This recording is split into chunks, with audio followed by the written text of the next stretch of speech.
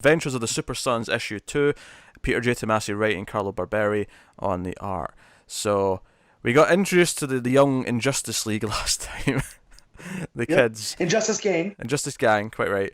And we get kind of their origin. The Lex is kind of the leader, and they come from this planet that kind of watches and worships like the stories of Earth, and they typically like the heroes, but he's got a twisted mind and fell in love with the villains, and he recruited the rest. And one of the big twists here, so basically they kidnap Superboy, they hit him with that kryptonite last issue, which made him depowered, and they grab him, they've got Damien wrapped up, they bring them with them, they want to get the Hypercube, which is in the fortress that Manchester Black was using, back when, and they want to use that so they can, jump through time and do whatever they want and blah blah blah. They can't use it right away though, because he has to figure out how to, so he's going to go back to the home planet to try and figure it out. But the big twist here is that the Joker Junior, right? Because you get Ice Princess, which is the Captain Cold. You got Shaggy Kid, and Shaggy Boy. Yeah. You got Deathstroke, or not? Sorry, what's Deadshot's young version called? I can't remember. I don't know. But anyway, you got Joker Junior. Rex Luthor, Joker Junior. You got Joker Junior, and there's a sort of small moment early on where he kind of whispers to Damien, "I'm not what you think. I'm going to try and help you or whatever." Right. And then later on, when he gets them together alone in the cells, he's like, "Hey, I'm not what you think. I was kind of forced into this. Rex killed my parents to try and make me go crazy so that I'd be his Joker. And I'm more of a captive than I am anything else. I want to help you. I need you to help me. Let's stop him." So he sort of tries and helps them escape. But it doesn't quite work. He gives them the kryptonite that they use to take Superboy's powers away, and Damien sort of tinkers with it because it's rigged up to a computer and whatever, and he's trying to figure out how to... Yeah, it's synthetic kryptonite. Yeah. So he tells him, Joker Jr. tells him, you can reverse the gold effects. Yeah. And give John his powers back. So he ends up... But you have to... I don't know what to do. Yeah. So he changes the colors and stuff, and he turns it on, and he's like, "Oh, what's the radiation doing?" He turns it up, and then John starts hurting, and he's like, "Oh, sorry," and he turns it back down. But the big twist at the end is that when they realise that, oh shit, a shuttle left, and they might have left, and they run after the cells to try and get them. It's like, oh, Joker Jr.'s betrayed us, damn it. And they find Superboy and Damien. Superboy is split in two into Superboy Red and Superboy Blue because Damien triggered the red kryptonite. Yep. This is kind of glorious. Tomasi was writing Superman and the Mxyzptlk stuff happened, and he had kind of said the original Superman Red, Superman Blue story, he was reading and got inspired to do something.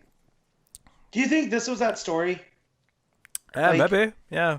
It was kind of a red herring that's what it was going to be with the reveal of Mxyzptlk.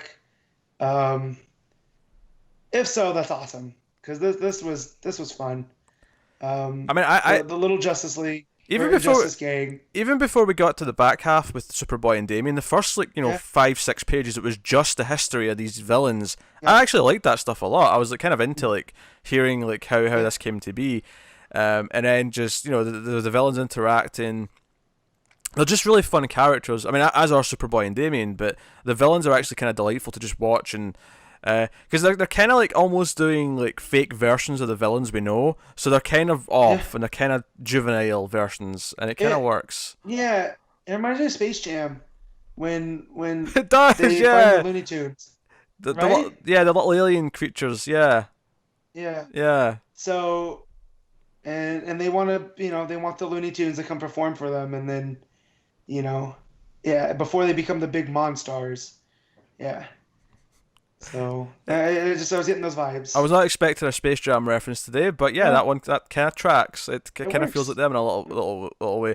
Now I had a blast with this issue. I feel I don't know if this is going to be one big plot for 12 issues or if this is going to be 2 or 3 arcs over the 12 issues. Yeah. But I'm having a blast with this so far. I mean, if he wants to keep this Injustice Gang around for the duration of the whole book, I am all for it because they're a blast. Well, you skimmed over how they got control of Superboy because they brought back the puppeteer. Quite right. So Superboy, when he gets hit with the gold kryptonite, takes his powers away. But Superman had given him this force field into his belt that activates automatically. So it keeps him safe from getting hurt, but it also makes him susceptible to the Puppet Master. So the Puppet Master ends up or the Puppeteer. Yeah, Puppeteer. Which, ends up... worth mentioning, he doesn't control Superboy directly. He controls the force field around him. So John's still like aware, and he's still kind of like trying not to move, but the force field's moving. So we have that. So he breaks into the fortress to steal the hypercube, and yeah, that's where we go. But yeah, Superboy Red and Superboy Blue should be a whole lot of fun. I mean, the red kryptonite effects and whatnot, like... Yeah. The Damien's what the hell's happening face at the end is pretty gold, because they are solid. I mean, every time Barberi does an issue of this, we talk about how expressive and how big and cartoony and pulpy it is, and yeah. I just imagine Damien going, "Oh no, what I do now? There's two." Damn it! Big mistake, worst mistake I've ever made in my life. There's two Johns. What have I done? So that's fun. And Superboy even gets a hero moment because they're going to kill Puppeteer, and he jumps in to take the blast. And unfortunately, Puppeteer still seemingly dies because the door shuts and they still blast him anyway. But but John tries to save him even though he's a villain. So it's a nice little moment for him as well, which is good. So no, I'm having fun with this. It's just the right kind of... It's everything we liked about Super Sons, but it was at its best. There was a couple of dips in that book originally. But it feels like this was just where he wanted to go next, and it's still a blast. I still don't understand why they canceled it and just didn't put it on a break like they did Supergirl. You know? I don't know. It's weird, because this is just Super Sons. You know? Like, it's picking up on threads that have happened, so... I fully expect Nobody and what was her name? Kathy. Yeah. To show up in some form to help take down the Injustice Gang. Yeah, we got our own little mini Justice League. Yep. Or Boy Zorro. I forget how that ended, but I think he's a friend still. So. Yeah. Or Rob Zorro. Let's just not forget Rob Zorro. Rob Zorro.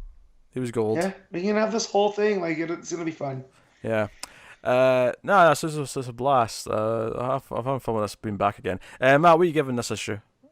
This is an 8.5. From the art to the storytelling, it's really good. I love Tomasiani's characters.